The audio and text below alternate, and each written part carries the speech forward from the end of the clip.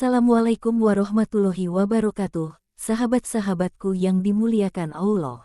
Senang sekali rasanya kita bisa berjumpa lagi di channel ini. Allahumma sholli ala Sayyidina Muhammad wa ala ali Sayyidina Muhammad. Sebelum kita lanjut, saya mengajak Anda untuk menekan tombol subscribe dan menyukai video ini. Mari kita bangun channel ini agar tetap menjadi wasilah yang baik dalam menyebarkan kebaikan di dunia dan akhirat. Bagi Anda yang telah subscribe dan menonton video ini, saya doakan semoga selalu dilancarkan usahanya oleh Allah dan mendapatkan kebahagiaan dunia dan akhirat. Amin, amin, ya robbal alamin. Pada senja yang mulai redup di tempat pembuangan sampah, Julianti, seorang janda dengan 2 anak, sedang sibuk mencari sesuatu yang bisa dibawa pulang untuk dimakan. Ia mengais di antara tumpukan sampah, berharap menemukan sesuatu yang bisa mengganjal perut anak-anaknya, Inesa dan Haidar, yang bermain di kejauhan. Terlalu polos untuk menyadari keputusasaan yang dirasakan ibu mereka dalam perjuangannya sehari-hari. Julianti, wanita berusia 38 tahun, memiliki raut wajah kuat yang penuh tekad. Sejak kehilangan suaminya, hidupnya berubah menjadi rangkaian perjuangan tanpa henti. "Ibu, aku lapar," keluh Inesa, putri kecilnya, sambil menarik ujung rok ibunya. Julianti tersenyum getir, berusaha meyakinkan Inesa bahwa mereka akan segera menemukan makanan, meski di hatinya penuh keraguan. Dengan langkah terlatih, ia menyisir tumpukan sampah yang lebih jauh, hingga tiba-tiba jari-jarinya menyentuh sesuatu yang terasa berbeda, lembut dan tak biasa. Rasa ingin tahunya membuncah. Ia menarik benda itu, lalu terkejut melihat bahwa yang ditemukannya adalah sebuah kasur lantai. Seolah-olah benda itu tak seharusnya berada di sana. Degup jantungnya semakin cepat. Ia membayangkan kasur ini bisa dijual dan menjadi uang, namun apa yang ditemukannya selanjutnya membuatnya terpaku. Di antara lipatan kasur itu, tersembunyi sebuah amplop tebal berisi uang kertas. Banyak sekali uang, Julianti bergumam, nyaris tak percaya dengan keberuntungannya. Sambil memandang sekeliling dengan waspada, ia sadar bahwa hidupnya mungkin saja akan berubah sejak saat itu. Julianti tak tahu bahwa penemuannya ini akan menuntunnya ke perjalanan yang tak terduga, penuh tekanan dan ancaman. Hasan, seorang polisi setia, akhirnya menjadi sekutunya dalam menghadapi Asad, seorang pengusaha korup yang berbahaya. Seiring ancaman yang semakin nyata dan bahaya yang mengintai, Julianti dihadapkan pada pilihan sulit, berdiam diri atau berjuang demi keadilan dan masa depan anak-anaknya. Di tengah bahaya dan konspirasi yang mengepung, Julianti mempertaruhkan segalanya, melawan ketidakadilan demi masa depan yang lebih baik. Mari saksikan bagaimana Julianti menghadapi pilihan-pilihan sulit ini. Julianti merasa keputusan tentang apa yang harus dilakukan dengan penemuan itu menekan dirinya seperti batu besar di dadanya. Saat ia berusaha menyembunyikan kecemasan, Haidar, putranya yang lebih besar, menghampiri, memperhatikan ekspresi khawatir ibunya. "Ini apa, Bu?" tanya Haidar penuh rasa ingin tahu. Julianti cepat-cepat menyembunyikan amplop yang berisi uang tebal itu. "Tidak ada, sayangku. Hanya kasur tua yang mungkin bisa berguna di rumah," jawabnya dengan suara tenang sambil menatap mata anaknya. "Ayo kita pulang sekarang." Ketika mereka bersiap meninggalkan tempat pembuangan sampah, Julianti menangkap bayangan seseorang di kejauhan, mengawasi mereka dalam kegelapan yang mulai turun. Sosok itu berdiri diam, tersembunyi dalam bayang-bayang senja, membuat Julianti merasa was-was. Jantungnya berdegup kencang. "Ibu, siapa orang itu?" tanya Inesa, putri kecilnya, dengan mata besar penuh rasa takut. Julianti menggenggam tangan Inesa lebih erat. "Aku tidak tahu, sayang, tapi kita harus pulang sekarang," katanya sambil mempercepat langkah, mengajak anak-anaknya menyusuri jalan setapak dengan tergesa-gesa. "Apa kita harus memberitahu seseorang soal ini, Bu?" tanya Haidar dengan sorot mata yang tertuju pada kasur yang mereka bawa. Julianti terdiam sejenak, merenungkan saran anaknya. "Kita akan memutuskannya setelah sampai di rumah," jawabnya. Sambil terus melangkah, Pikirannya berputar memikirkan apa yang harus dilakukan. Untuk saat ini, dia hanya ingin merahasiakan semuanya. Mereka bergegas pulang, langkah-langkah mereka yang tergesa-gesa bersahut-sahutan dengan suara malam yang mulai mencekam. Sesekali, Julianti menoleh ke belakang, tetapi sosok misterius itu sudah menghilang, meninggalkan rasa takut dan gelisah yang terus menggelayuti hatinya. Begitu tiba di rumah, Julianti mengunci pintu rapuhnya, memastikan anak-anaknya aman. Rumah mereka yang sederhana, berdinding kayu lapuk dan beratapkan seng yang sudah hampir roboh, semakin terasa seperti tempat berlindung sementara dari ancaman yang tak kasat mata. Inesa dan Haidar menatapnya dengan tatapan penuh harap dan kelaparan. Sebelum memutuskan langkah selanjutnya, Julianti menyiapkan makanan sederhana dari beberapa sayuran yang berhasil ia kumpulkan sebelumnya. Sementara anak-anaknya makan, beban dari amplop berisi uang itu tak juga membuatnya tenang. Julianti tahu dia memerlukan bantuan, tetapi tanpa telepon, satu-satunya pilihannya adalah mencari seseorang yang bisa ia percayai. "Ibu, kita akan baik-baik saja, kan?" tanya Inesa polos, sambil mengunyah dengan perlahan. Julianti tersenyum, berusaha menyembunyikan rasa cemas di hatinya. "Ya, sayang. Kita hanya harus berhati-hati," jawabnya lembut, berusaha menenangkan hati anak-anaknya. Setelah mereka selesai makan, Julianti membungkus amplop uang itu dengan kain tua, menyembunyikannya di balik roknya, lalu memberitahu anak-anaknya bahwa ia akan keluar sebentar. Dengan langkah penuh tekad, ia berjalan menyusuri jalanan remang di lingkungan tempat tinggalnya menuju kantor polisi kecil setempat, berharap bertemu dengan orang yang bisa ia percayai. Di dekat kantor polisi, ia melihat Pak Hasan, seorang petugas polisi yang sudah lama dikenalnya. Hasan adalah sosok yang selalu peduli terhadap warga sekitar, dan Julianti merasa lega melihat wajah yang familiar itu. "Pak, saya butuh bantuan," kata Julianti, mendekati Hasan dengan wajah cemas sambil memastikan amplop itu masih tersembunyi. "Saya menemukan ini hari ini, dan saya takut ini akan menimbulkan masalah." Hasan menatap Julianti dengan sorot penuh perhatian. "Tenang saja, Bu Julianti. Mari kita bicarakan dengan tenang. Apa yang sebenarnya terjadi?" Hasan memandang amplop tebal itu dengan serius. "Mari kita lihat apa yang kamu temukan," katanya, sambil menuntun Julianti masuk ke kantor polisi untuk berbicara dengan lebih privasi. Di dalam ruangan, Julianti menjelaskan bagaimana dia menemukan uang tersebut. Hasan mendengarkan dengan seksama, sementara ia memeriksa lembar demi lembar uang yang ada di dalam amplop itu. "Kamu sudah melakukan hal yang benar dengan membawa ini ke sini. Jumlah uang ini terlalu besar untuk tidak dikaitkan dengan sesuatu yang ilegal," ujar Hasan sambil menuliskan laporan. "Kami akan menyelidiki sumbernya, memeriksa nomor serinya, dan menghubungi pihak berwenang terkait." Setelah menyerahkan uang itu, Julianti merasa sedikit lega, meskipun kegelisahannya belum sepenuhnya hilang.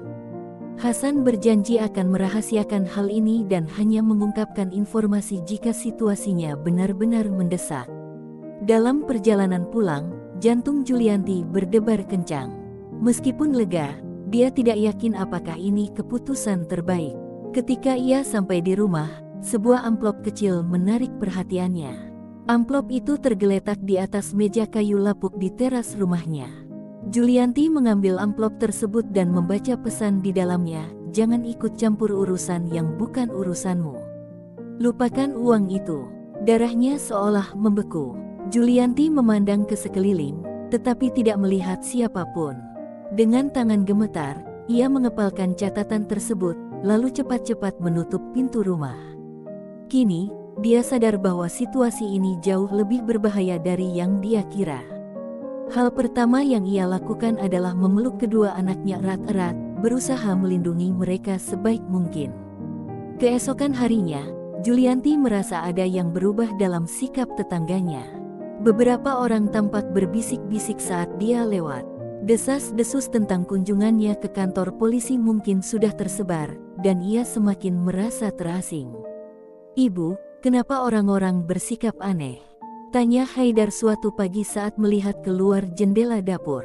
Julianti, yang sedang menyiapkan sarapan sederhana dari hasil penjualan barang-barang bekas, termenung sejenak sebelum menjawab. Kadang-kadang orang merasa takut pada hal yang tidak mereka pahami, sayang. Mereka mungkin tahu ada sesuatu yang terjadi, tapi mereka tidak mengerti apa itu, jawab Julianti lembut. Inesa, yang mendengarkan percakapan mereka, menatap ibunya dengan mata besar penuh kecemasan. Mereka pikir kita melakukan sesuatu yang salah, tanyanya. Julianti tersenyum menenangkan dan membelai rambut putrinya. Tidak, sayang. Kita tidak melakukan hal yang salah. Ibu hanya berusaha melindungi kita, katanya, berusaha meredakan kecemasan anak-anaknya. Di dalam hatinya, ia berjanji akan melakukan apapun untuk menjaga mereka dari bahaya yang mengintai. Hari-hari berlalu, tapi perasaan Julianti bahwa dia sedang diawasi tidak kunjung hilang.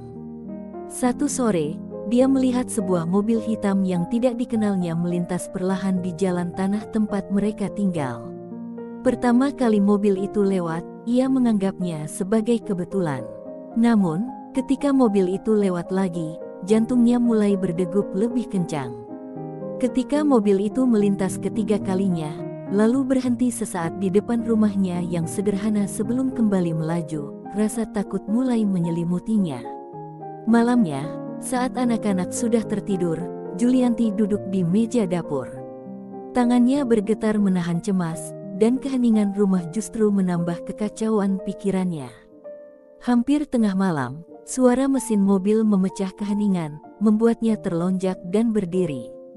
Mengintip dari balik tirai yang sudah usang, ia melihat mobil hitam yang sama terparkir di seberang jalan.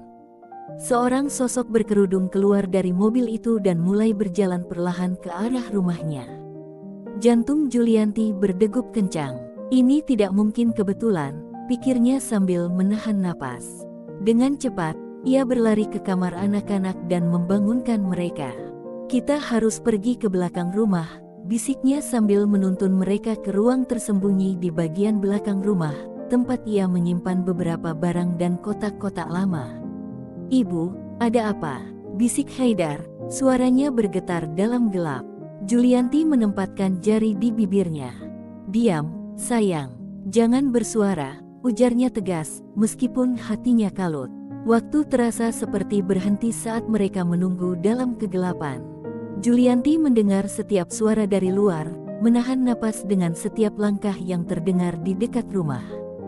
Setelah sekian lama, akhirnya suara mesin mobil terdengar lagi dan mobil itu pergi.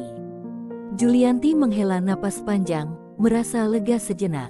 Ayo kita kembali ke tempat tidur, katanya dengan suara tenang, mencoba memulihkan ketenangan untuk anak-anaknya. Namun, ia tahu kunjungan itu adalah peringatan, bukan akhir dari masalah yang sedang mereka hadapi. Keesokan paginya, setelah semalam penuh ketegangan, Julianti hampir tidak bisa tidur. Begitu matahari mulai mengintip di cakrawala, dia sudah terjaga di dapur, membuat secangkir kopi untuk menenangkan dirinya. Namun, pikirannya masih dipenuhi ketakutan dan ketidakpastian yang terus membayang-bayangi. Inesa dan Haidar terbangun oleh aroma kopi dan segera bergabung dengan ibunya di meja dapur. Meski Julianti mencoba tersenyum, ketegangan masih terasa di udara. Ibu, apa ibu baik-baik saja? Tanya Haidar, matanya memerhatikan lingkaran hitam di bawah mata Julianti. Julianti mengangguk, memaksakan senyum dan menjawab sambil menuangkan kopi, "Ya, nak, ibu hanya sedikit lelah," ucapnya berusaha menutupi kekhawatirannya.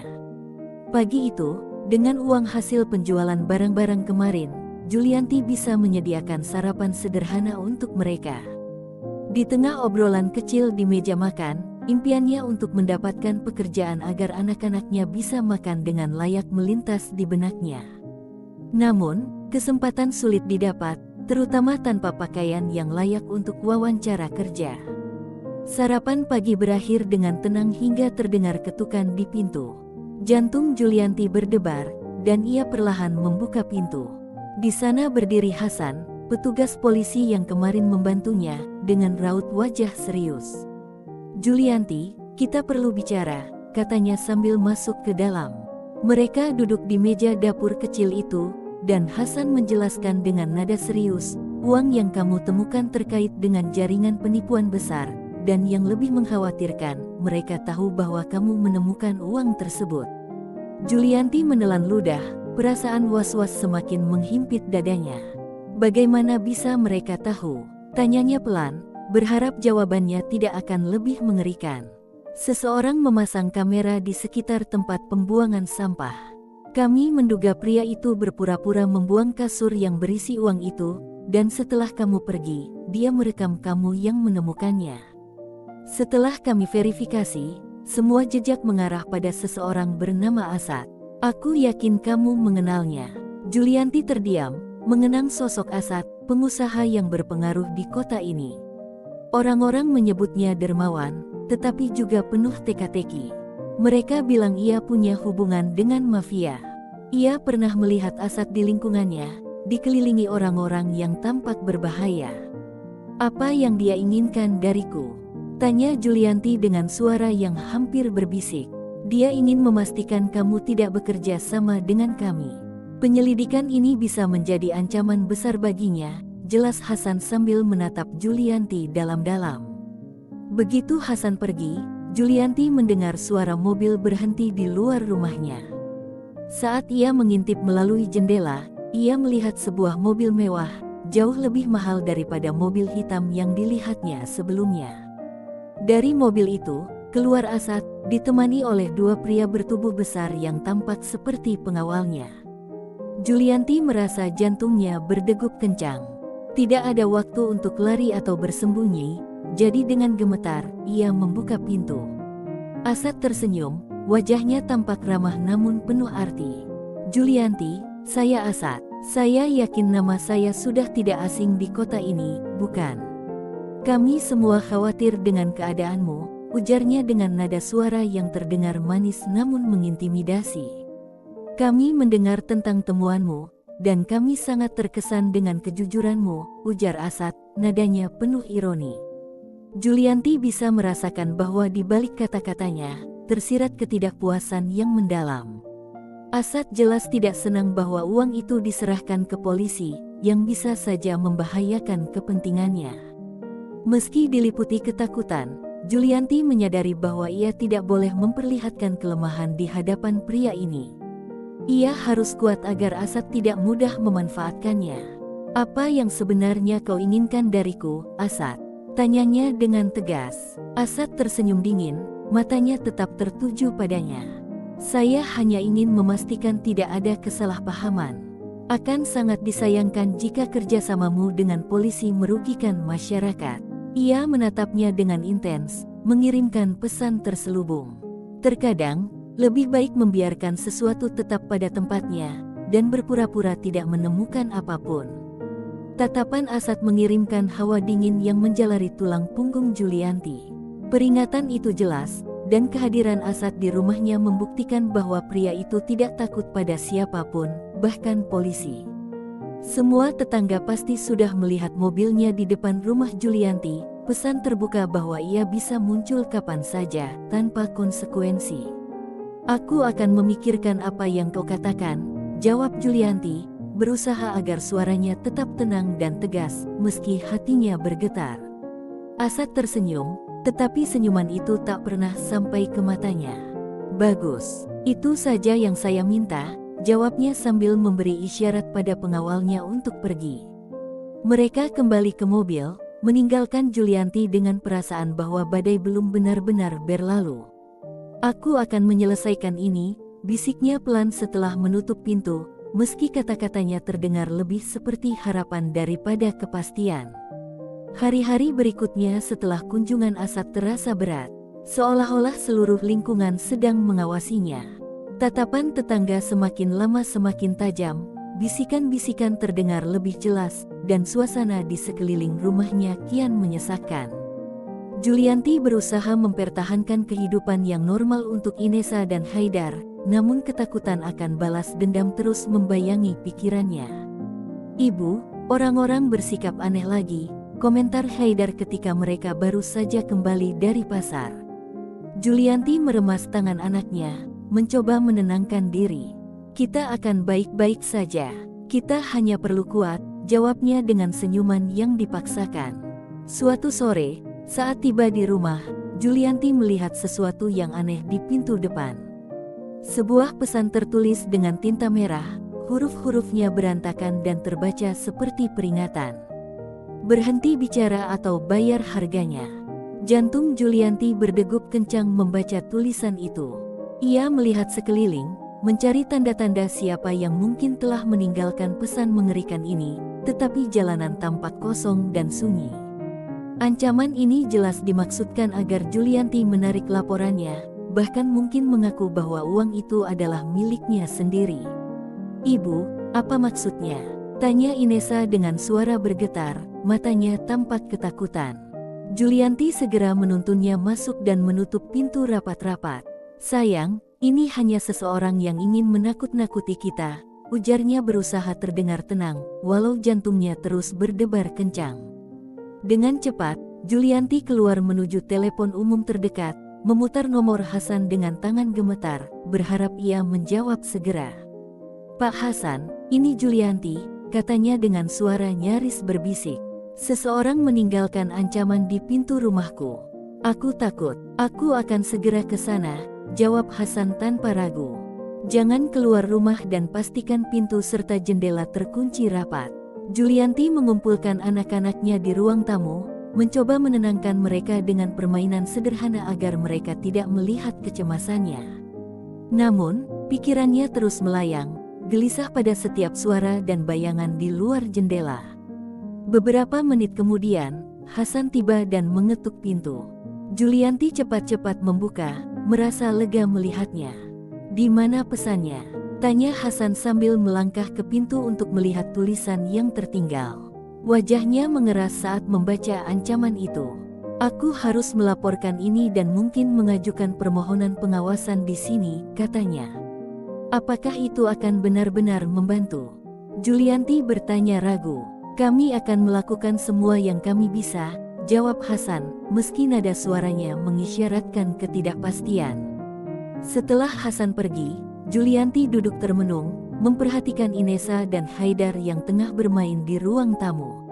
Ia merasa terjebak antara keinginan untuk jujur tentang bahaya yang mereka hadapi dan keinginan melindungi mereka dari kekhawatiran.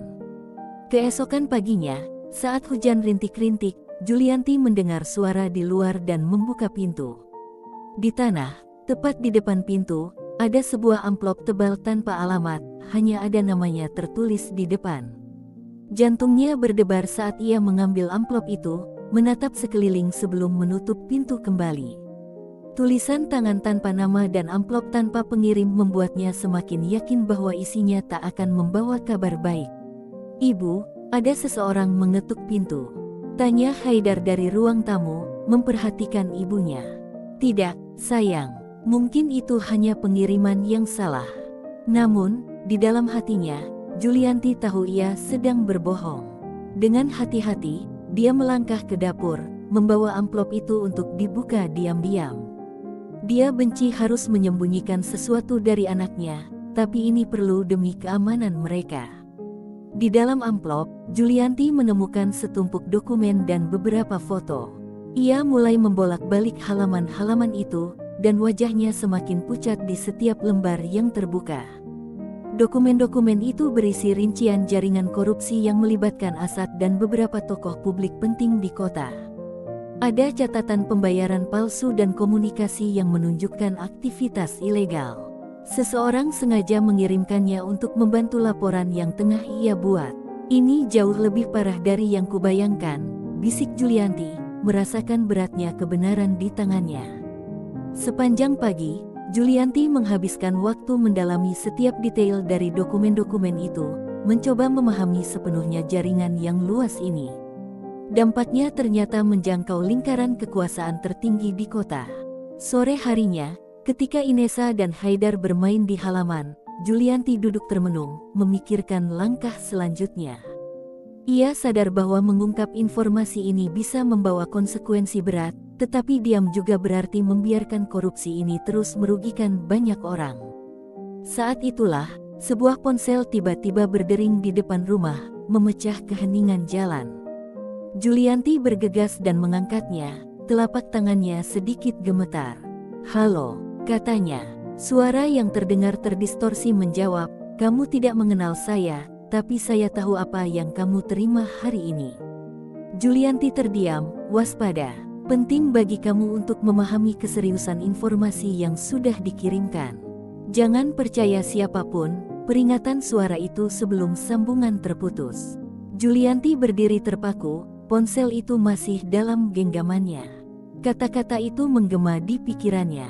Ia tahu ia butuh bantuan, tapi setelah peringatan tadi, ia bertanya-tanya pada siapa ia bisa mempercayakan dirinya. Perasaan terisolasi semakin dalam, menyadarkannya betapa serius situasi ini, lebih dari yang pernah ia bayangkan. Dokumen-dokumen itu masih tersebar di hadapannya. Setiap kata di sana menyingkap jaringan hubungan dan korupsi yang terasa mencekiknya. "Ibu, mau bermain dengan kami?" seru Inesa dari pintu dengan suara polos. "Nanti, sayang," jawab Julianti, memaksakan senyum. Dia berdiri, menyusun dokumen-dokumen itu, lalu menyimpannya dalam laci yang dikunci rapat sebelum bergabung dengan anak-anaknya. Sambil memperhatikan Inesa dan Haidar bermain, keseriusan situasi itu semakin nyata di benaknya. Melindungi kedua anaknya adalah prioritas utamanya, namun kini ia bertanya-tanya sejauh mana ia bisa bertahan tanpa mengorbankan keamanan mereka. Perasaan terombang-ambing semakin menguasai Julianti, antara membongkar dokumen-dokumen itu kepada polisi dan mengambil risiko besar, atau tetap diam dan menjadi kaki tangan dalam korupsi. Setiap pilihan terasa menyakitkan. Saat itu, suara Haidar memecah lamunannya. "Ibu, aku mau main ke rumah Badu," teriaknya dari pintu masuk. Julianti mengangguk, namun sebelum sempat bicara, Haidar sudah berlari pergi. Jantung Julianti berdebar saat melihat anaknya menghilang di ujung jalan. Jam demi jam berlalu, langit mulai berubah warna menjadi oranye dan ungu, tetapi Haidar belum kembali. Cemas, Julianti membawa Inesa berkeliling lingkungan, bertanya kepada semua orang jika ada yang melihat putranya. Namun, tak ada satupun yang tahu keberadaannya. "Ibu, di mana Haidar? Dia ketinggalan makan malam," tanya Inesa, tampak khawatir. Julianti mencoba tenang meski kecemasan jelas terasa sadar di suaranya. Dia pasti ada di sekitar sini. Dia akan segera pulang," ucapnya, lebih untuk menenangkan diri daripada putrinya. Namun, ketika malam benar-benar tiba dan tak ada tanda-tanda Haidar, kepanikan melanda Julianti. Dengan tangan bergetar, ia menelepon Hasan. "Pak, ini Julianti, anak saya. Haidar hilang. Dia hanya pergi ke rumah teman, tapi sudah berjam-jam belum kembali," suaranya bergetar. "Aku akan mengirim patroli sekarang juga. Kami akan menemukannya," janji Hasan tegas. Julianti menutup telepon dengan hati berdebar. Pikiran bahwa hilangnya Haidar mungkin berkaitan dengan tekadnya melawan korupsi membuatnya diliputi ketakutan yang mendalam. Ia bertanya-tanya apakah perjuangannya telah melangkah terlalu jauh dan apakah harga yang harus dibayar lebih tinggi daripada yang ia sanggup terima. Malam semakin larut, dan setiap menit tanpa kabar dari Haidar terasa seperti seabad bagi Julianti. Ia mondar-mandir di ruang tamu, sesekali menatap keluar jendela, berharap putranya segera berlari pulang. Inesa merasakan ketegangan itu, bermain diam-diam di sudut ruangan sambil sesekali melirik ibunya dengan khawatir. Tiba-tiba, Julianti mendengar suara mobil mendekat. Ia langsung menuju pintu dan mengenali kendaraan milik Asad. Tubuhnya bergetar. Jika Asad ada hubungannya dengan Haidar, ia siap menjadi ular berbisa yang akan melindungi anaknya. "Aku tidak akan membiarkan siapapun menyakiti Haidar," pikirnya. "Di mana anakku?" tanyanya saat Asad cukup dekat untuk mendengar. Asad tertawa sinis. "Anakmu, kau pasti salah paham. Aku datang untuk menawarkan kesepakatan," jawabnya dengan nada dingin. "Kalau kau melakukan sesuatu pada Haidar, aku," Julianti meninggalkan ancaman itu menggantung di udara, tak gentar meski Asad berdiri di depannya. Asad mendekat dan berkata, "Aku bisa melakukan sesuatu pada anakmu, tapi aku lebih memilih kerjasamamu. Aku akan memberimu uang yang besar." Julianti tahu Asad berbohong. Ia tidak akan pernah merasa aman jika menerima tawaran itu. "Kau punya waktu sampai besok untuk memutuskan, kalau tidak, kau akan menyesalinya," ujar Asad, berbalik meninggalkan Julianti yang diliputi kecemasan. Ia tahu Asad tidak main-main. Kekhawatiran terhadap Haidar semakin besar, namun membuat kesepakatan dengan Asad tak akan menyelesaikan apapun. Saat itu, suara sirene polisi terdengar. Julianti membuka pintu dengan cemas, takut sesuatu yang buruk telah terjadi.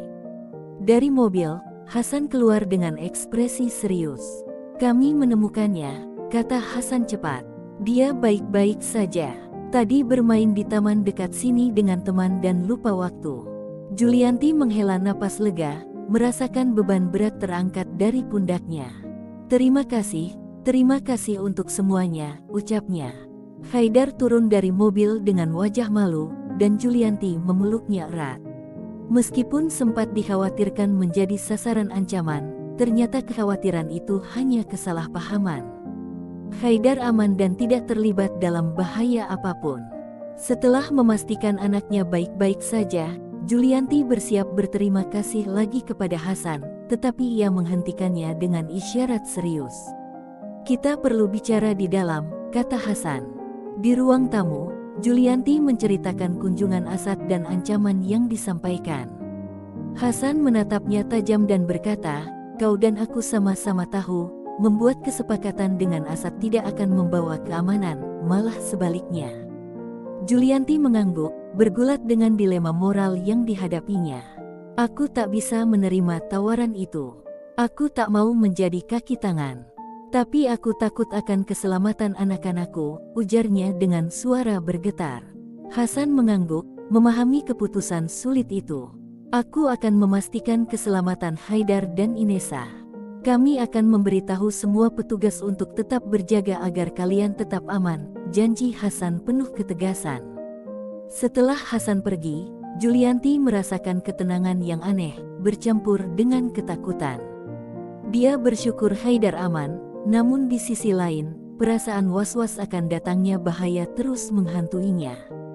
Julianti berusaha menenangkan diri dengan menyiapkan anak-anak untuk tidur, mencoba berlagak seolah semua baik-baik saja, meskipun hatinya penuh kekhawatiran. Julianti kemudian keluar ke teras untuk menghirup udara segar, tetapi rasa takutnya justru semakin kuat. Ketika menyadari pintu depan sedikit terbuka padahal sebelumnya sudah terkunci, hatinya semakin gelisah. Di atas meja usang di teras, sebuah amplop tergeletak, berisi foto-foto dirinya dan anak-anaknya dengan pesan mengancam dalam tinta merah, "Pikirkan baik-baik pilihanmu." Tubuh Julianti bergetar. Ancaman itu terasa semakin nyata dan mendesak. Mengambil foto-foto tersebut, Julianti menyadari bahwa keputusannya untuk melawan mungkin telah memperburuk situasi. Dia paham bahwa setiap langkah ke depan akan semakin berbahaya, tetapi mundur bukanlah pilihan. Tantangan yang dihadapinya baru saja dimulai.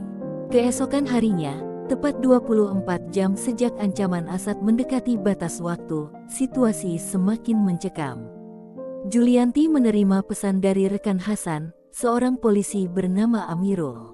"Julianti, aku perlu kau datang ke rumah sakit sekarang," kata Amirul. Suara Julianti bergetar saat bertanya, "Apa yang terjadi?" "Hasan ditemukan di taman pagi ini dalam keadaan terluka parah. Dia dalam kondisi kritis, memakai alat bantu napas, dan tidak bisa berbicara. Namun, dia memintaku untuk segera memberitahumu sesuatu," jawab Amirul dengan nada penuh berat yang menyesakkan hati Julianti. Tanpa menunda, Julianti segera mencari orang untuk menjaga anak-anaknya dan bergegas ke rumah sakit. Koridor panjang dan steril rumah sakit seakan membentang tanpa akhir saat ia berjalan menuju ruang ICU tempat Hasan dirawat. Di dalam ruangan, pemandangan Hasan yang terbaring tak berdaya di ranjang rumah sakit dengan selang dan mesin yang berbunyi secara berkala membuat mata Julianti berlinang.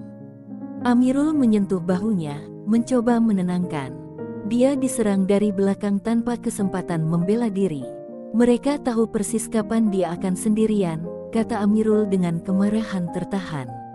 Mereka ingin menakutimu, membuatmu berhenti, lanjutnya dengan tatapan penuh arti. Kata-kata Amirul menghantam Julianti keras, membuatnya tersadar bahwa serangan terhadap Hasan bukan hanya sebuah ancaman, melainkan peringatan yang nyata untuknya. Julianti duduk di samping tempat tidur Hasan yang menggenggam tangannya dengan lemah. Sambil menatap sahabatnya yang terluka, Julianti merasa tekadnya justru semakin kuat. Mereka ingin aku berhenti, menyerah begitu saja, gumamnya pelan, tapi aku tak bisa. Tidak sekarang. Malam itu, saat pulang ke rumah, Julianti merasakan beratnya keputusan yang dia ambil. Dia tahu bahwa melanjutkan perjuangan ini bisa berujung pada konsekuensi yang lebih parah, tetapi pilihan untuk diam terasa tak mungkin lagi.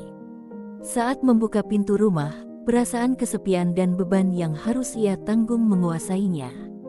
Dia sadar, jalan yang dipilihnya akan menuntut banyak, dan harga yang harus dibayar mungkin akan terus meningkat.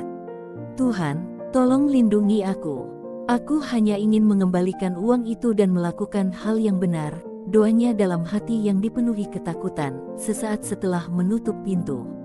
Di belakangnya, Julianti melihat sesuatu yang aneh, sebuah amplop tergeletak sembarangan di keset pintu masuk. Di atas amplop itu tertulis namanya dengan tulisan kasar dan tidak rapi, seolah-olah ditulis dengan tangan yang gemetar. Julianti mengambil amplop itu, membukanya dengan hati-hati, dan menemukan selembar kertas di dalamnya. Tulisan besar dengan huruf kapital berbunyi, "Ini adalah peringatan terakhirmu." Julianti memegang kertas itu dengan tangan bergetar.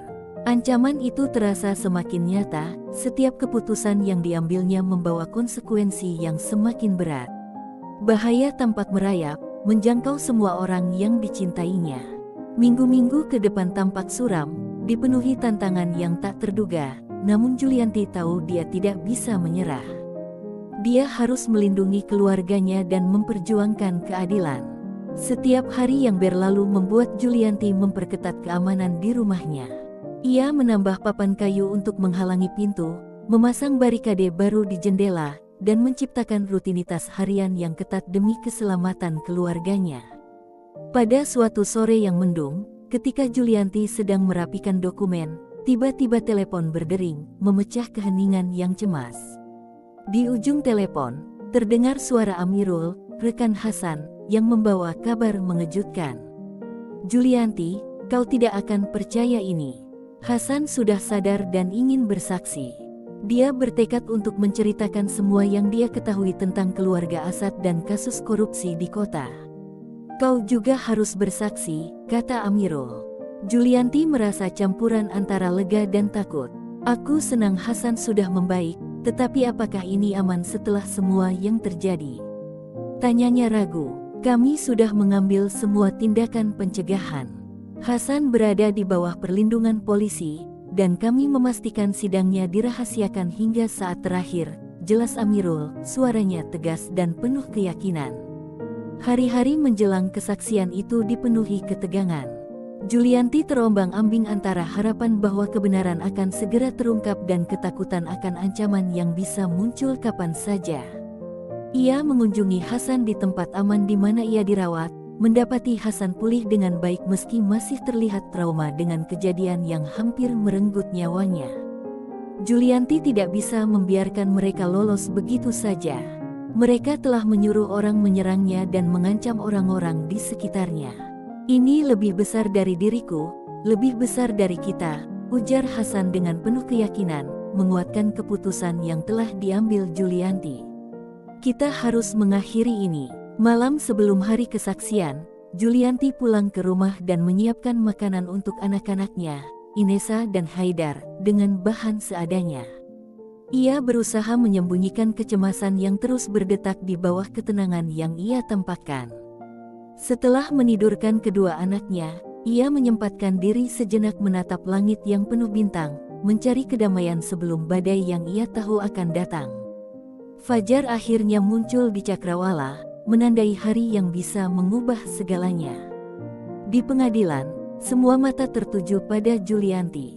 Beberapa tatapan penuh simpati, yang lain memandang dengan cemooh, sementara sebagian lagi penuh kebencian.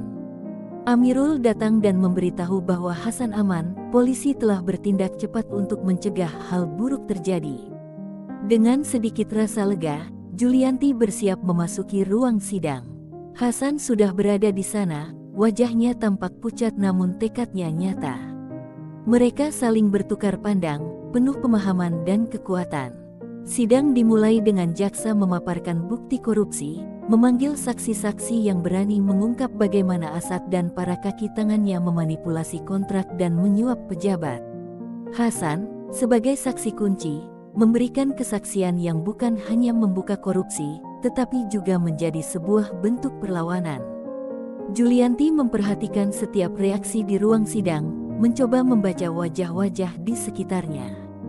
Asad hadir, berpakaian rapi dan tampak tenang, namun matanya dingin dan keras. Para pengacaranya mencatat setiap kata dari kesaksian Hasan dengan cermat. Saat giliran Julianti bersaksi, ia maju dengan langkah tegap, meski ada ketakutan dalam hatinya. Dengan suara lantang, ia mengungkap kejahatan Asad dan keteguhan hatinya sendiri untuk mengakhiri kekuasaan gelap mereka. Ketika istirahat sidang, seorang pria yang ia kenal sebagai rekan Asad mendekatinya dengan diam-diam, menyelipkan sebuah catatan ke tangannya. Julianti membuka kertas itu di bawah meja. Kata-kata yang tertulis tergesa-gesa, "Ini tidak akan berakhir di sini. Hati-hati." Darahnya terasa membeku. Julianti menatap sekeliling, mencari apakah ada yang memperhatikan interaksi itu, tetapi semua orang sibuk dengan percakapan dan persiapan mereka. Saat sidang dilanjutkan, ancaman itu terus terngiang di pikirannya, membuatnya waspada dan menanti ancaman selanjutnya. Akhirnya, ia menunjukkan catatan itu kepada pengadilan. Ruangan pun hening, penuh ketegangan dan bisikan-bisikan di antara pengunjung. Ini bukan hanya tentang korupsi. Ini masalah keadilan dan kemanusiaan, ujar Julianti dengan suara yang menggema di seluruh ruangan. Di pengadilan ini, aku memilih untuk tidak diam, karena mereka telah menjadikan kita kaki tangan. Aku memilih untuk berjuang, bukan hanya untuk diriku sendiri, tetapi untuk semua orang yang tidak memiliki suara menghadapi mafia ini. Di akhir kesaksiannya, ruangan dipenuhi keheningan yang hikmat, hanya terganggu oleh suara hakim yang memanggil saksi berikutnya.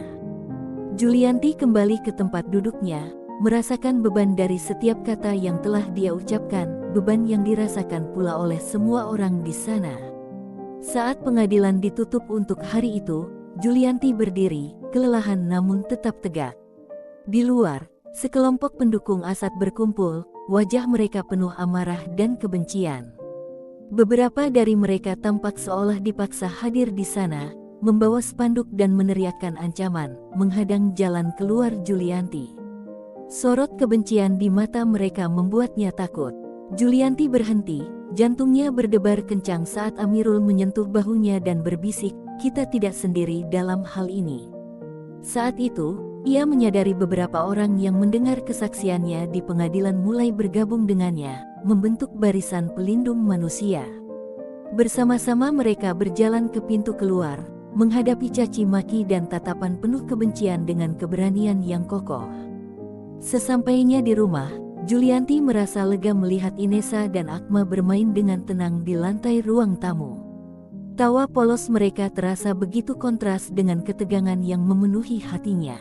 Setelah melepaskan semua ketegangan, Julianti bergabung dengan anak-anaknya, mencoba mencari ketenangan dalam peran sebagai ibu, namun pikirannya tetap bergolak. Ia bertanya-tanya, apakah ia telah melangkah terlalu jauh? Bagaimana jika perjuangannya demi keadilan justru membawa bahaya bagi keluarganya? Gagasan bahwa tindakannya mungkin memiliki konsekuensi bagi Haidar dan Inesa terasa begitu berat. Ketika malam tiba dan ia menidurkan anak-anaknya, Julianti mencium kening mereka, berusaha menyalurkan ketenangan yang sesungguhnya tak ia rasakan. "Selamat malam, sayangku.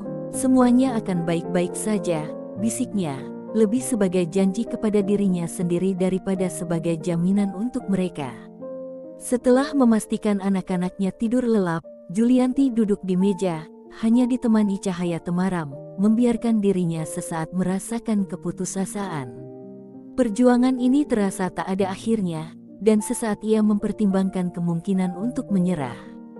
Saat fajar menyingsing, Julianti berjalan ke kebun di tepi desa untuk memetik sayuran liar, mengingat bahwa keuangannya semakin menipis. Dia tetap waspada, memperhatikan setiap gerakan mencurigakan di sekitarnya. Tiba-tiba, sesosok misterius berjubah mendekatinya. Sosok itu menurunkan tudungnya, menampakkan wajah seorang wanita dengan tatapan penuh keteguhan. Dengan suara pelan, wanita itu bertanya, "Julianti?" "Ya," jawab Julianti sambil berusaha menjaga ketenangannya. "Saya tahu apa yang kau butuhkan. Saya memiliki bukti terakhir yang dapat mengubah segalanya, bukti yang memastikan Asad dan para kaki tangannya tidak akan lolos kali ini," ujar wanita itu. Detak jantung Julianti semakin cepat. "Bagaimana aku bisa mempercayaimu? Bagaimana aku tahu ini bukan jebakan? Kau tak bisa tahu pasti. Namun, aku adalah orang yang sebelumnya memberimu dokumen-dokumen yang membongkar beberapa hal tentang Asad. Kau tahu, kau aman bersamaku. Aku mantan asistennya," jawab wanita itu sambil menyerahkan amplop tebal kepada Julianti. "Di sini ada rekaman Asad yang mengakui semua, suap, manipulasi, semuanya. Aku tak bisa hidup dengan rahasia ini lagi. Semoga ini bisa membantu." Julianti menerima amplop itu dengan tangan gemetar. "Mengapa sekarang?" Wanita itu menghela napas panjang. "Aku melihat apa yang telah dilakukannya pada orang-orang seperti kita, dan aku tak ingin menjadi bagian darinya lagi. Kukira berada di sisinya akan memberiku keamanan, tetapi yang ada hanyalah rasa bersalah," ucapnya sebelum berbalik dan pergi meninggalkan Julianti yang kini memegang bukti rekaman itu. Keesokan harinya di pengadilan, rekaman tersebut diputar di hadapan hakim dan juri. Asad berusaha membela diri, tetapi bukti itu tak terbantahkan. Dalam persidangan, Asad akhirnya mengakui motifnya dengan pernyataan mengejutkan. "Kupikir aku bisa mengendalikan segalanya dan semua orang. Kekuasaan membuatku buta akan keadilan dan moralitas. Aku salah, akunya," dengan sikap yang mulai goyah.